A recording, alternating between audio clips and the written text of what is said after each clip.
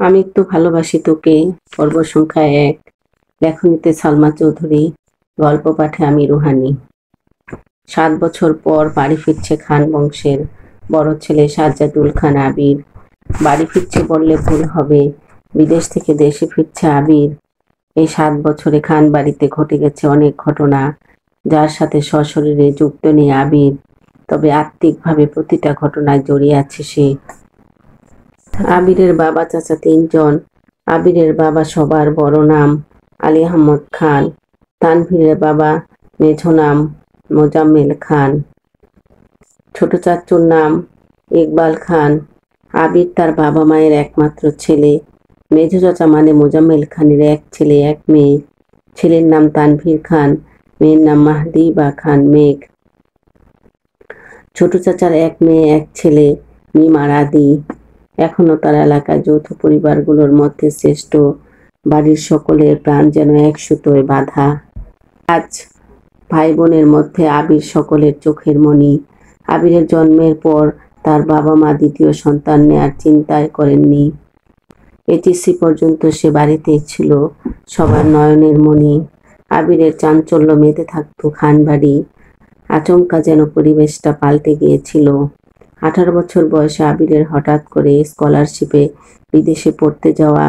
বাড়ির সকলের সাথে শারীরিকভাবে যেমন দূরত্ব বেড়েছিল, তেমনি দূরত্ব বেড়েছে মানসিকতার। 7 বছর পূর্বের আবিরের সাথে বর্তমান আবিরের আকাশ পাতাল পার্থক্য দেখেও যেন চেনার উপায় নেই। লম্বা ছেলেটা, গায়ের রং শ্যামলা, গাল ভর্তি ছাপ দাড়ি, চুলের স্টাইল কোনো নায়কের থেকে কম না। তার ফ্যাশন আর লুকে যে কোনো মেয়ে এক দেখাতেই প্রেমে পড়তে বাধ্য। প্লেনে বসে আবির অবলীলায় ভেবে যাচ্ছে অতীতের ফেলে আসা স্মৃতিগুলো। সেই চাঞ্চল্যকর মুহূর্তগুলো এখন শুধুই স্মৃতির পাতায়। মাকে রেখে এসেছিল সেই যৌবনের প্রথম দিকে, যখন তার বয়স ছিল 18। সেই সময়ে মাই ছিল তার একমাত্র বন্ধু। আজ সে 24 বছরের যুবক। এতগুলো বছরের একদিনও বাদ যায়নি যে মায়ের সাথে ফোনে কথা বলেনি সে। বাড়ির সকলের সাথে মোটামুটি কথা বলার চেষ্টা করেছে। ছোটবেলার স্মৃতিগুলো ভাবতে ভাবতে নিজের দেশে পৌঁছে গিয়েছে আবির। এয়ারপোর্টে আবিরের বাবা আলী আহমদ খান আর তানভীর দাঁড়িয়ে আছে। তানভীর সম্পর্কে তার চাচাতো ভাই আর বয়সে 2 বছরের ছোট, কিন্তু দুজনের বেস্ট ফ্রেন্ড আর কলিজার বন্ধু। তানভীর আবিরকে দেখেই দৌড়ে এসে জড়িয়ে ধরল। এই 7 বছরে একবারের জন্য বাড়ি ফিরেনি আবির, তবে প্রতিনিয়ত কথা হয় আবির তানভীরের। আবির তার আব্বুকে সালাম করে জড়িয়ে ধরে, তারপর বাড়ি ফিরে 3 জন। বাড়িতে যেন হই হই রই রই ব্যাপার হবেই না বা কেন। বাড়ির বড় ছেলে এত বছর পর বাড়ি ফিরছে। রান্নাঘরে বাহারি রকমের রান্নার ধুম পড়েছে মা চাচিদের। হঠাৎ দরজায় আবিরকে দেখে সবার মধ্যে হইচই শুরু হয়ে গেছে। আবিরের আম্মু দৌড়ে এসে জড়িয়ে ধরলেন ছেলেকে। আবেগ আপ্লুত হয়ে মাকে জড়িয়ে ধরল আবির। মমতাময়ী মাকে সেই 7 বছর আগে ছুঁয়েছিল। আজ এত বছর পর মায়ের ছোঁয়া পেল আবির। মা চাচিদের সালাম করলো। সোফায় বসে ছেলেকে একের পর শরবত নাস্তা দিতে ব্যস্ত সবাই। এরই মধ্যে উদয় হলো মিম আর আদির। মিমের বয়স 14 বছর, তার ছোট ভাই আদির বয়স মাত্র 10 বছর। আদি এই বাড়ির সবচেয়ে ছোট। আবির যখন দেশ ছেড়েছিল তখন আদির বয়স 3 বছর হয়েছে মাত্র। ভিডিও কলে দেখতে দেখতে ভাইকে সে একটু একটু চিনে। দৌড়ে এসে জড়িয়ে ধরেছে ভাইকে। আবিরও জড়িয়ে ধরেছে আদিকে। মিমো আবিরের পাশে বসেছে, খোশ গল্প করছে সবাই মিলে। আদি জিজ্ঞেস করছে, ভাইয়া আমার জন্য কি এনেছো? আবির যেই না উঠতে যাবে, মা চাচিরা উঠতে দিচ্ছে না। আগে শরবত খাবি, তারপর উঠবি। আবির তানভীরের দিকে তাকিয়ে বলল, ওই লাগেজটা নিয়ে আয় তো। তানভীর একটা লাগেজ টান দিতে যাবে। আবির আচমকা বসা থেকে দাঁড়িয়ে, ওইটাতে ছবি না। তানভীর সহ বাড়ির সকলেই যেন অবাক হয়ে গেল। আবির আবার ঠান্ডা মাথায় বলল, পাশের লাগেজটা নিয়ে আয়। তানভীরও তার কথা মতো লাগেজ নিয়ে আসলো। লাগেজ খুলে যে যার মতো জিনিস বের করছে আর জিজ্ঞেস করছে এটা কার ওইটা কার। আবির শরবত খেতে খেতে উত্তর করছে। আদির জন্য বিদেশি দামি দামি খেলনা, মিমের জন্য ড্রেস, কসমেটিক্স, বক্স, মা কাকিতির জন্য অনেক গিফট, তানভীরের জন্য মোবাইল, একটা ল্যাপটপ, অন্যান্য গিফট। আলাদা আর একটা ল্যাপটপ আছে। মিম জিজ্ঞেস করছে, ভাইয়া এই ল্যাপটপটা কি তোমার? আবির উত্তর দেয়, না এটা মেঘের। মেঘের মা হালিমা খান জিজ্ঞেস করছে, মেঘের ল্যাপটপ কি দরকার বাবা?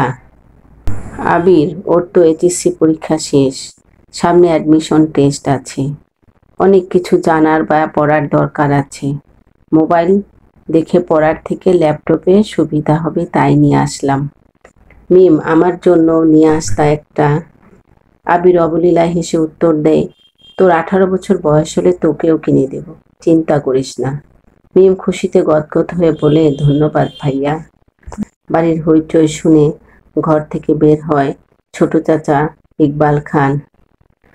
আবির চাচ্চুকে দেখে সালাম করতে যায়। চাচ্চু বাধা দিয়ে জড়িয়ে ধরেন ভাতিজাকে। ইকবাল খান বাড়ির সকলের দিকে এক পলক তাকিয়ে নরম স্বরে বলেন, এতদিনে এই বাড়িটা পরিপূর্ণ হলো। ইকবাল খানের জন্য আনা উপহার আবির নিজের হাতেই চাচ্চুকে দিল। বাকিদের জিনিসগুলো একটা একটা করে দিল আবির। মেজো চাচ্চু মানে মোজামেল খান বাসায় নেই, তাই ওনার জন্য আনা গিফট যত্ন করে রেখে দিল আবির। লাগেজে পড়ে আছে একটা বক্স, যেটা রেপিং পেপারে মোড়ানো, আর একটা শপিং ব্যাগ।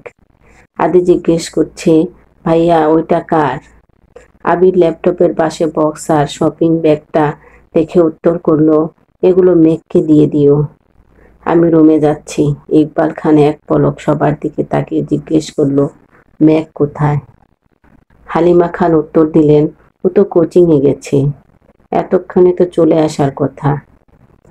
আবির বাকি দুইটা লাগেজ নিয়ে উঠতে চাচ্ছিল, হঠাৎ পিছন ফিরে মায়ের দিকে তাকিয়ে প্রশ্ন করলো, আমি কোন রুমে থাকবো? ছেলের এমন প্রশ্নের জন্য মা মালিহা খান হতভম্ব হয়ে পড়লেন।